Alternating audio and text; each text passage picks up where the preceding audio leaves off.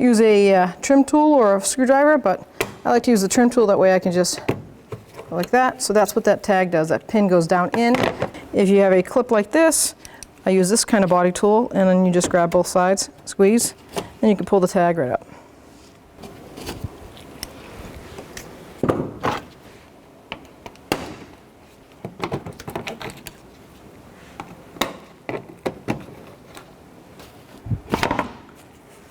To drain the coolant, we're going to take this little flap door down, just a Phillips screwdriver, take this little plastic screw out, and then we can access the drain plug for the radiator. It's on the driver's side. Fold that back. Get a catch pan ready.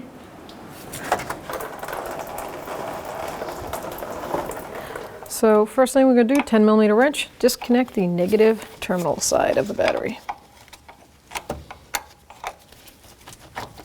Set it aside, make sure it doesn't pop back up and ground out. Now with a pair of pliers, we're just going to remove our hose clamps on the two hoses connected to the radiator overflow tank. Just give a pull. If they're stuck on there, I like to bring it to the second notch and loosely grab it and pull. Being careful not to puncture the rubber with the pliers. Now we need a socket, for a 10mm socket for 1 and 2 mounting bolts. There's one. Second one.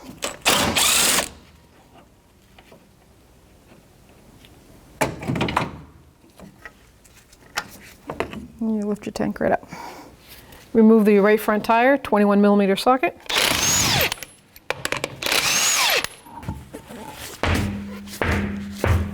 We're going to remove the inner fender shield right by the drive belt area.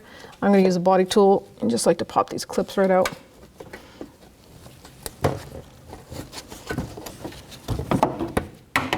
Down below 2.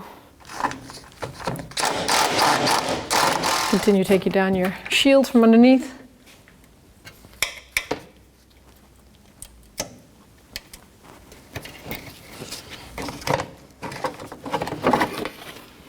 $12mm wrench, and you're going to want to loosen the 4 bolts that hold the pulley on the water pump with the belt still on it.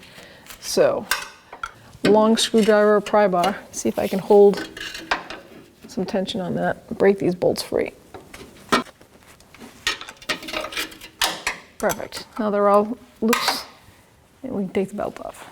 So to loosen the CERT belt, it comes with a hectagon shaped for a 19mm socket on the tensioner. So you're going to put a 19mm socket on there, and you're going to pull down and compress the shock and take the belt off. I'm going to disconnect it from the water pump. It's the easiest one because it's a smooth tensioner. A smooth pulley, shall I say. Come right out.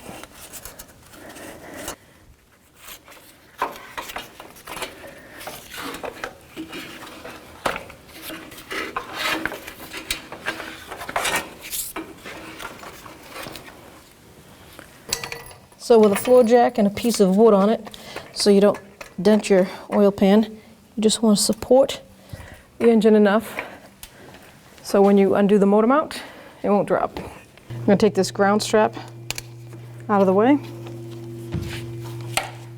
And then I've got 2 mounting bolts here, 17mm socket.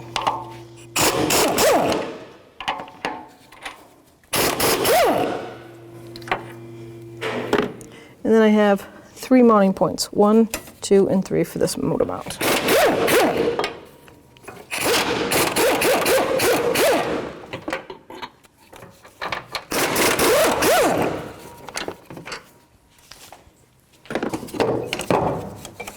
Take this strap off with a body clip tool.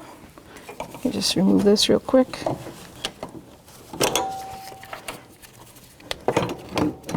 Now you can take the bolts off the water pump pulley. 12mm wrench. Already been pre-loosened with the belt on, because it's the easiest way to do it.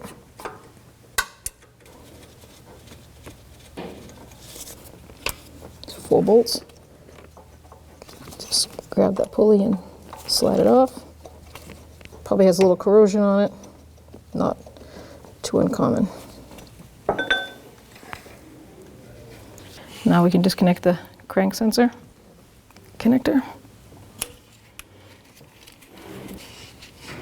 Then you'll follow the line straight down the water pump and remove the bolts that mount it. Using a 10mm socket, I'm going to remove the first bracket bolt. The second one is a nut for a stud.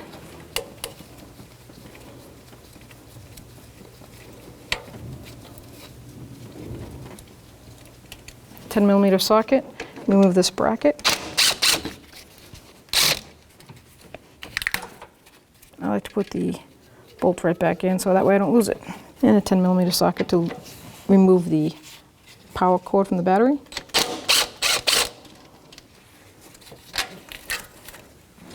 Remember, your negative cable should be disconnected at this point. And then we're going to take the regulator connector off. And the squeeze tab on this, looks like it's right here.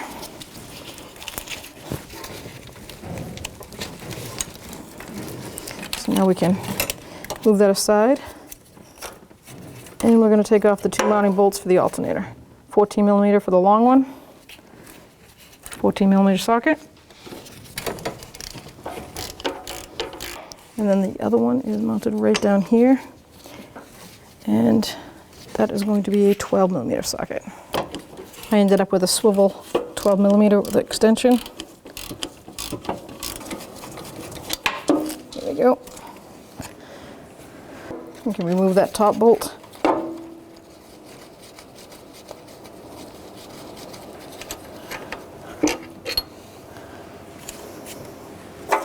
Now try to get the harness completely out of the way. See if you can lift this alternator right up. So now we can see the whole harness for that crank sensor. It goes right down around the water pump. I'm going to pull that off there. 10mm wrench, remove the rest of the water pump bolts. Easy to get these ones from down below. And then I'll get the last one from top. Make sure you have a catch pan right underneath your water pump because there will be excessive coolant. Even though you drain the radiator, there'll be some from the block coming out. Okay. And then the nut on this side. So Toyota has 2 studs with nuts on them, and that way it's easier to guide the water pump in and line the rest of the bolts up. Last bolt holding the water pump in is right here, 10mm socket. I have a bucket underneath, don't forget, and a jack supporting my engine. With a flathead screwdriver, you can just grab it right there.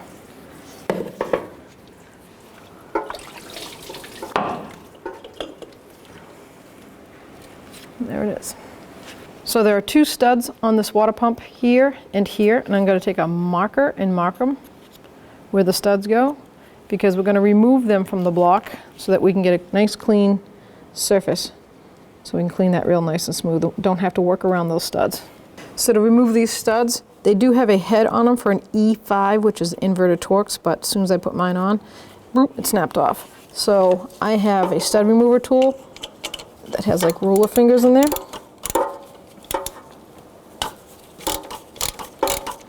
You can use a pair of locking pliers if you don't have a stud removal tool. And the other stud is closer to the timing chain cover. So with a nice flat sanding block, I put a nice sheet of emery cloth on there, and I'm going to clean the surface up and get rid of all of the crud so that we have a nice clean surface. So now that our surface is nice and clean, there's no material left behind, I marked where the studs go on the water pump, and I'm going to reinstall my studs. So they're going to go basically at 9 and 3 o'clock. We can snug those down. So you can just snug that down right till the spacer hits the housing on the block. just like that. You don't want to see any threads left on that inner part of that stud. Then you can do the back one. Here's our new water pump, and some come with paper gaskets, some come with an O-ring. Toyota directly says to use a sealant, and that is not with the rubber or with the paper. You use either or. I'm not going to use the paper, I'm not going to use the seal, I'm going to use a high temp RTV. And all we need to do is follow this groove, about 1/8 to 1/4 inch bead, all the way around.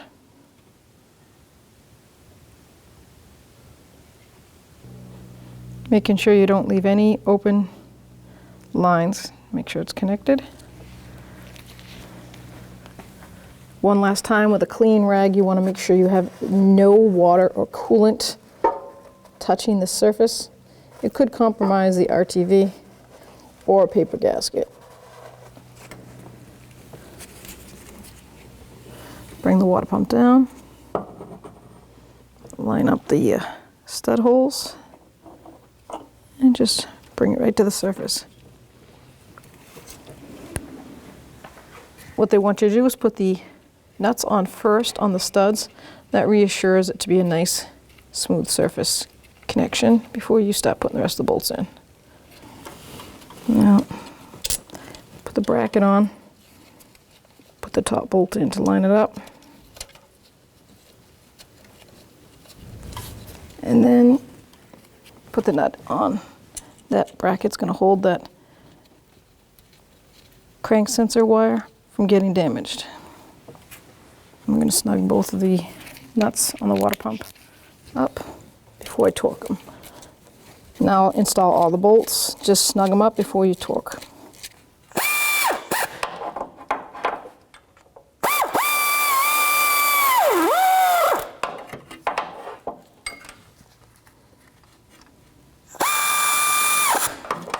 So you're going to end up torquing all the bolts of the water pump to 80 inch-pounds.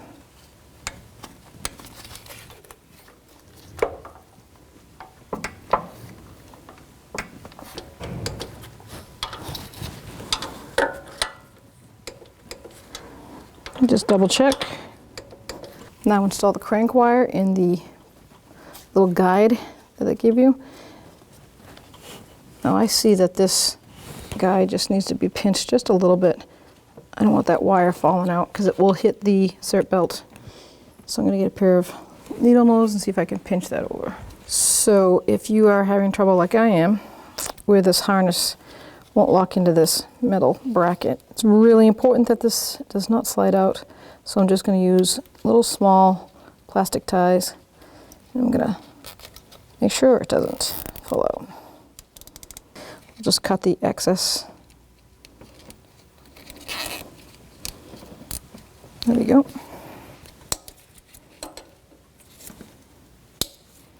Now I can install the water pump pulley. Slide it down over there. So what I like to do, so I'm not chasing the line in the holes, I'll put one right at noontime. Then I try to put the pulley right at noon, line it up. I can put one bolt in. Make sure you clean that pulley too. I just ran it through a faucet because it gets a lot of road grime on the back side of it and fills with mud. And we're going to go that route. And I'll just go crisscross. Put the last one on. So the torque for the water pump pulley bolts is 19 foot-pounds. And I have a strap wrench here. I'm just going to hold that pulley and then work my way around. Last one. You could also, if you don't have a strap wrench like that, you could use a long pry bar or a screwdriver and hold it like this. See if you can get that to work too. So now you're going to take the alternator, put it in the position, make sure the harness is over, line that like that.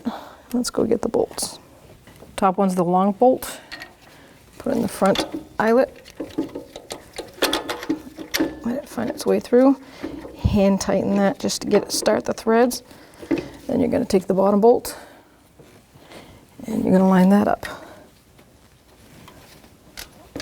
Yep, see, so you leave the alternator loose so that you can wiggle it around, get those threads started. 14 millimeter socket for the top bolt. I'm just going to snug it. Then I'm going to snug the bottom one. That's a 12 millimeter socket.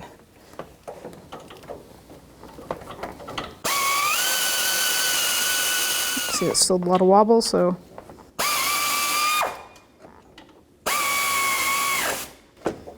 Let's get back to the top one. Top bolt is 38 foot-pounds.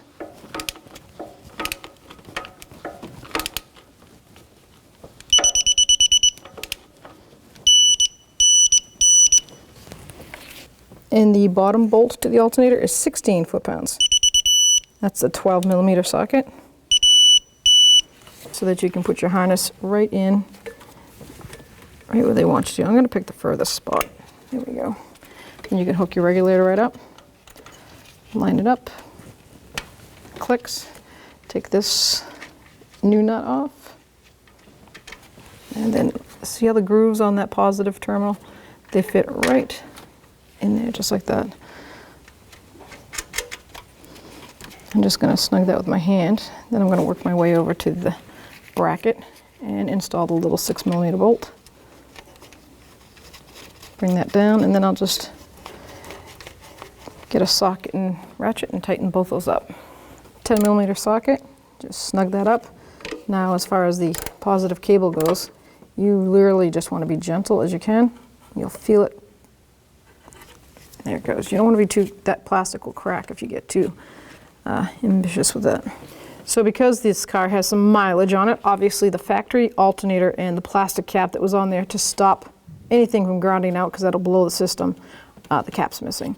So we're going to use some electrical tape. So if yours is missing, I strongly recommend covering it up. You definitely don't want anything getting to this. So I use some oversized 3/8 heat shrink. It's not pretty, but it works. Now nothing's out exposed, so nothing can ground on it. Slide it down on the groove. See those two grooves in there? They're going to go right on that. So you're going to line it up like that. Now that's snug on that bracket, we can take the connector and connect the crank sensor. Perfect. So now we're going to run the CERT belt, put it back on. I'm going to run it down below the crank harmonic balancer and the AC.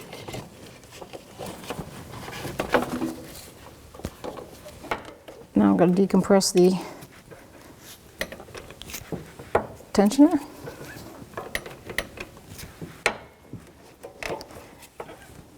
Best bet is to try to get it over the alternator and slide it back over the water pump. Now before you reassemble the mount and start it up, take a quick look and make sure that all the ridges are lined up on every pulley and they're not one off. Now we're going to reinstall our mount. Before I lower the engine, let's see if I can get it in there a little bit easier. Now I'm going to install the hardware. I'm going to put the nut in first. That long bolt is going to go right into that bracket. Everything hand tight first. These are fine threads, so it will cross thread easily. And it's rather important, you don't want it to cross thread. So these inner two bolts, nut and a bolt, is 38 foot-pounds. And then these back ones are 70 foot-pounds.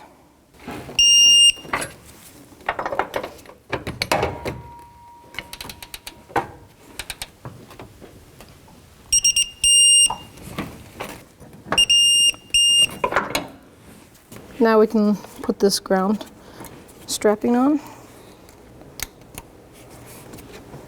I'm going to put the top hose on first, and then the bottom hose on. Make sure they go all the way in, flush. And I'll start my two mounting bolts. One there, one back here.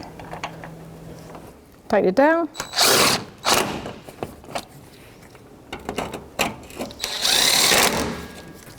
Reattach your clamps. And the bottom one. I like to line it up the way the grooves, you can see where it was sitting before. I have had them leak if they don't sit exactly where they were. Now we're going to just take the cover off and add coolant to the system. Look up your manufacturer's specs for the ratio of coolant strength. Now we can install the upper decorative cover and start from this side and you can work your way over with the pins. So I'm going to put my 2 push pins like this, one there and then one here, and then I'll put the rest of my pins in all the way around. Now we can put our inner skirt in the fender well, right in there. Put the top pins in.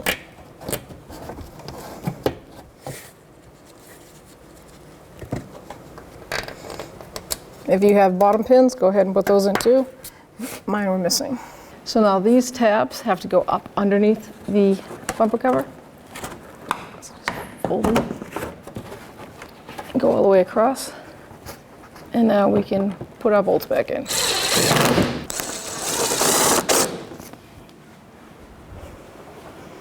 Put the front tire back on.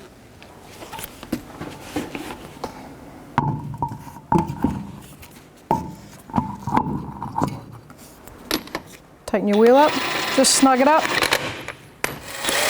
We're snugging it because the wheel torque is only 76 foot-pounds on this RAV. Torque in a star pattern.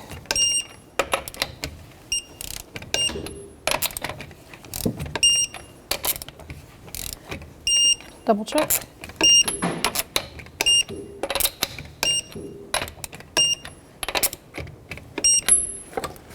Now the job's done, we can reconnect our negative terminal. 10mm wrench or socket. Make sure you tighten it and it doesn't have any movement to it. Make sure that it's pushed all the way down to you. You want to see the crown of the negative battery terminal sticking up.